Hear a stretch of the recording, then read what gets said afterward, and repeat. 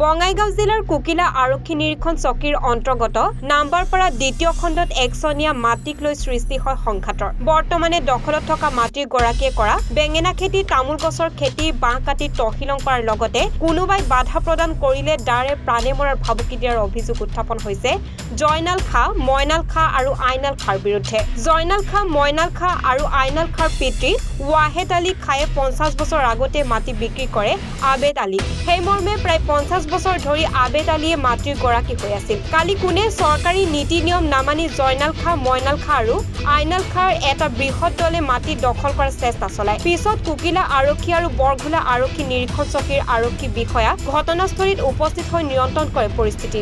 এফালে জোৰ জুলুমকৈ মাটি দখল কৰাৰ চেষ্টা কৰা পক্ষই তেওঁলোকৰ নামৰ মাটি দখল কৰিবলৈ আহিছে বুলি জানিবলৈ দিয়ে। আমি ঘৰবাৰী বনাই আছোঁ আজি প্ৰায় 71 চনৰ আগৰ পৰাই 50 বছৰৰ ওপৰ হৈছে, মানে 60 বছৰমান হৈছে। আমাৰ দেউতা, আমাৰ সেই খুৰা এইবিলাক চব মাটি কিনি ৰাখিছিলে।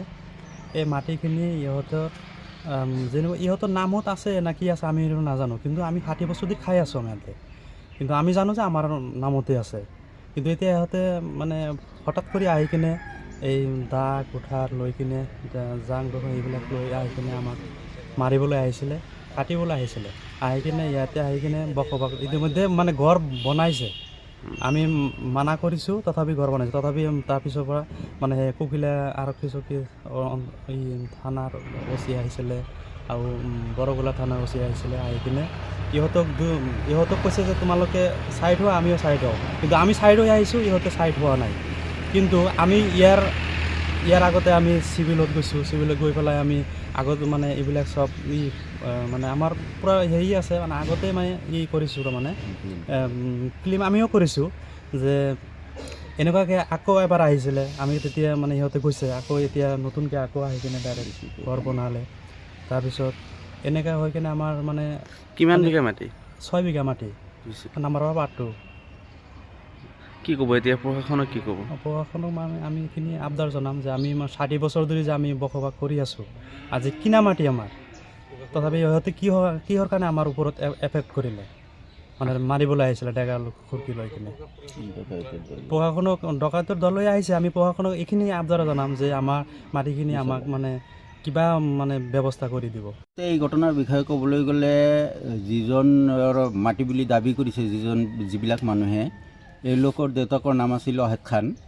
তেওঁ ৱাহেদ খানে আপোনাৰ আজি প্ৰায় 50-60 বছৰ আগতে আমি শুনামতে মুৰব্বীবিলাকে কৈছে বা আমিও জানো, আমাৰ বয়স 45 বছৰ হৈছে। এই 45 বছৰ বয়সত মই দেখা নাই যে ইয়াতে তেওঁলোকে মাটিৰ দাবী কৰি আহিছে কোনোবা দিন। আমি জনামতে তেওঁলোকে কিনি ৰাখিছে মাটিখিনি।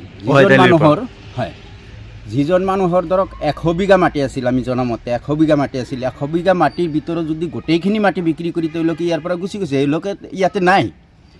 আচলতে এওঁলোকে ধৰক সেই যে মই যে ক'লোঁ যে মই জন্ম লোৱাৰ পিছতে এওঁলোকক দেখা নাই।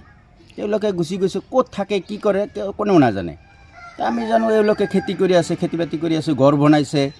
আজি তেওঁলোকে ঘৰ বনাইছে, তথাপিও এই আবেদ নামৰ মানুহজনে ঘৰ বনাইছে ধৰক আজি 50 বছৰৰ আগতেই ঘৰ বনাইছে।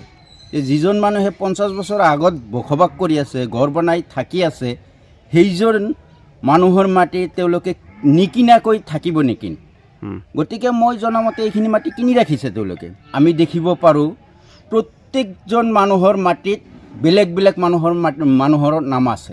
গতিকে তেওঁলোকৰ নাম থাকি যাব পাৰে, সেইখিনি হয়তো তেওঁলোকে ঠিক ঠাক কৰি লোৱা নাই। আজি নামটোৰ নিচিনা মানুহ ডকাইত, মই শুনা পাইছোঁ যে কিছুমান ডকাইত মানে উগ্ৰপন্থী মানুহ লৈ আহিছিল, প্ৰায় 200-250 মানুহ লৈ আহিছিল। তেওঁলোকে ক'ৰ পৰা আনিছিল আমি নাজানো।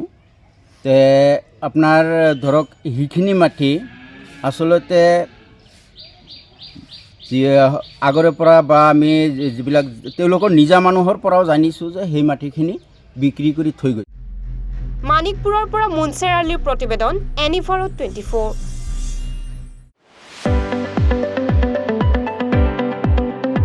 ৰঙাপাৰাবাসীৰ বাবে সুখবৰ।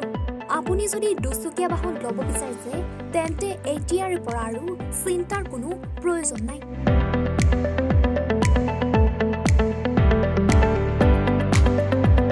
আপুনিও আহিব পাৰে DBP এছ'চিয়েটলৈ বাজাজ টু হুইলাৰ ডিলাৰ